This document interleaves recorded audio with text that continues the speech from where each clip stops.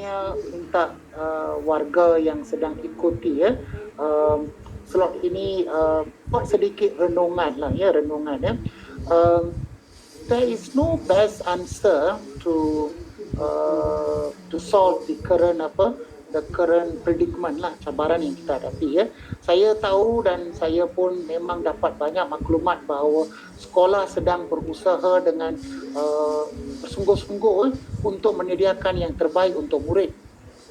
Tapi kita perlu faham bahawa sebagai seorang profesional, kalau kita sebut doktor dan kita sebut jurutera, peguam, mereka pun ikut kursus, ikut webinar, ikut workshop dan sebagainya. Tetapi tempat yang paling banyak mereka belajar ialah di kalau seorang doktor, dia belajar housemanship kan, dia belajar di hospital itu sendiri, di bilik pembedahan itu sendiri, di depan katil. Kalau tuan-puan pergi ke hospital, kalau seorang doktor pakar berjalan, all the doktor-doktor intern itu akan kelilingi doktor itu, sebab mereka bukan belajar daripada buku, mereka sebenarnya belajar dengan memerhatikan orang lain. Mereka berbincang, mereka tanya, mereka lihat bagaimana sesuatu perkara itu dibuat. Kalau kita tengok seorang peguam pun, dia pun sebenarnya belajar terbaik itu di mahkamah. Macam mana seorang itu sedang berbicara, macam mana seorang argue. Sama juga dengan profession lain. Jadi guru kita, tempat yang paling baik untuk belajar ialah tempat yang paling banyak kita habiskan masa, iaitu di bilik darjah. So, kalau kita nak belajar di bilik darjah, kita kena buka bilik darjah kita. We must open our classroom kepada rakan-rakan kita.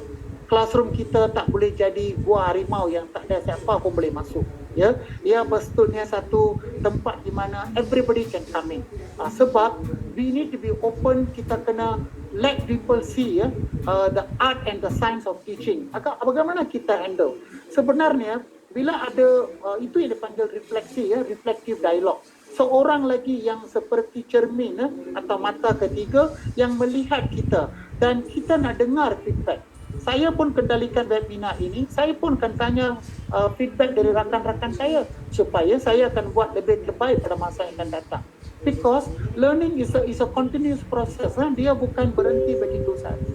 Jadi kalaulah guru itu, sebab itulah dia punya mengikut akta, mengikut buku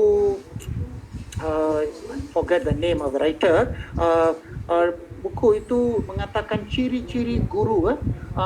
Guru ialah seorang yang boleh mengajar, suka mengajar. Seorang guru adalah seorang yang suka pada murid, dan seorang guru ialah guru yang yang suka kepada ilmu. Janganlah buku yang kita baca terakhir itu ialah buku yang kita baca masa di college atau di maktab, because we are in the industry of knowledge. Jadi kita mesti selalu berusaha mencari ilmu. Jadi PLC is the best wahana untuk kita menimba ilmu, sebab all the ilmu itu sebenarnya ada di sekolah itu. Kita boleh dengar dari webinar, boleh dengar dari kuliah, tetapi ada seorang guru di sekolah itu dengan murid seperti itu, dia berjaya selesaikan masalah. Saya selalu beritahu, segala masalah yang muncul di sekolah itu adalah datang dari sekolah itu juga. Dan segala penyelesaian pun ada di sekolah itu. Kalau kita rasa ada orang tak masuk kelas kita dalam PDPR, ada guru yang boleh menyebabkan ramai murid masuk ke kelas. Seorang pengetua beritahu saya, begitu ramai murid masuk kelas cikgu itu, ada kelas itu murid tak nak masuk. Fikirkan kenapa ini berlaku. Apa yang boleh kita pelajari dari guru yang dapat menarik lebih ramai pelajar. Sebab itulah saya tunjukkan buku ini, Habits of Mind, across the curriculum. Ini dua orang pakar ini yang bernama Costa dan Khalid. Mereka ini telah membuat kajian dan dia kata semua orang yang berjaya, termasuk doktor, peguam, artis, penyanyi, penari, siapa sajalah yang berjaya ini, mereka mempunyai tabiat minda yang lebih kurang sama, similar habits of mind. Semua orang berjaya itu ada habits yang lebih kurang sama. Kalau tuan-puan baca buku ini, mereka telah simpulkan, ada banyak habit, dia telah simpulkan 16 habit So kalau seorang itu memiliki 16 habit, orang ini adalah orang yang akan berjaya. Dan kita selalu menggalakkan murid kita memiliki 16 habit itu. So sebenarnya satu daripada habit itu ialah unsur kecintaan lah. Kadang-kadang kita buat di kelas, murid itu kan bergurau, suka acak kita. Itu juga satu tanda ya, actually humorous. Orang boleh ketawa, boleh buat silap. Itu satu juga ciri orang berjaya. Dan saya telah masukkan 4 dalam gambar ini habits yang main yang guru-guru boleh gunakan kalau mereka nak gerakkan PLC.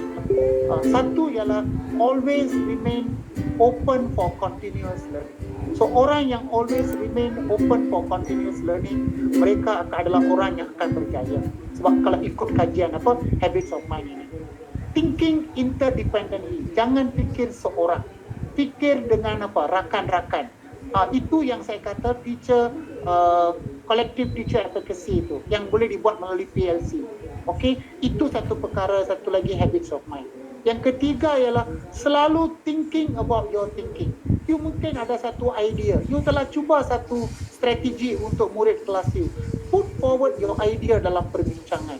Rakan boleh komen, rakan boleh soal, rakan boleh tambah, rakan boleh tambah baik strategi yang kita bina. Always put your thinking into thinking. Itu juga satu lagi habits of mind yang sangat penting. Yang terlahir ialah selalu menyoal, selalu cuba selesaikan sesuatu masalah. Kalau guru itu selalu buat begitu, I think there shouldn't be a problem. The school will be the best place for learning lah. Ya, sebab murid itu selalu akan nampak guru itu ambil cakna, ambil peduli bahawa kalau murid itu tak dapat belajar, guru itu sedang berfikir dan sedang berfikir untuk mencari penyelesaian.